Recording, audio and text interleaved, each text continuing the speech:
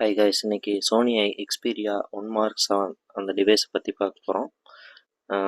டிவைஸோட side பேனலில் ஒரு camera செட்டர் button இருக்குது. ஆல்சோ இது வந்து ஒரு அலுமினியம் அலாயால் செஞ்ச ஒரு ஃப்ரேமு. தென் கிளாஸ் பேக் பேனல் இருக்குது. இந்த ஃபோன் ஸ்னாப்ட்ராகன் 8 எலைட் ப்ராசஸரால் பவர் பண்ணியிருக்கு. இதில் கொடுத்துருக்க பேட்ரி பார்த்தீங்கன்னா 5000 mAh battery. Also wireless charging and reverse wireless charging சப்போர்ட்டும் இருக்குது.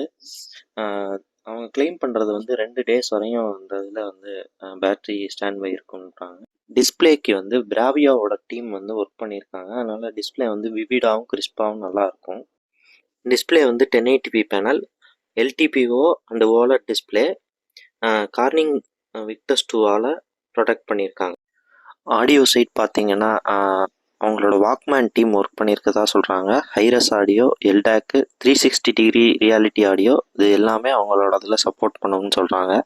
ஸ்பீக்கர் வந்து ஃப்ரண்ட்டில் வந்து டியூவல் ஸ்பீக்கர் ஃப்ரண்ட் ஃபயர்டாக இருக்குது. கேமரா சைடு பார்த்தீங்கன்னா சோனியோட ஆல்ஃபா டீம் ஒர்க் பண்ணியிருக்காங்க. அதில் வந்து 48 MP மெயின் சென்சார் இருக்குது. தென் 12 MP டெலிஃபோட்டோ லென்ஸ் இருக்குது.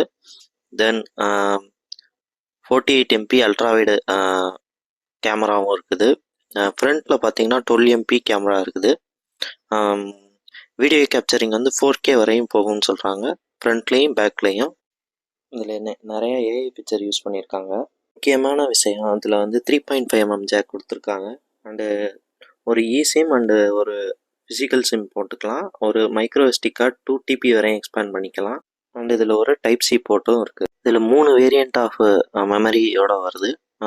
256 12GB RAM and 512GB 12GB RAM, 512GB 16GB RAM. இதில் யூஸ் பண்ணியிருக்க OS வந்து Android 15.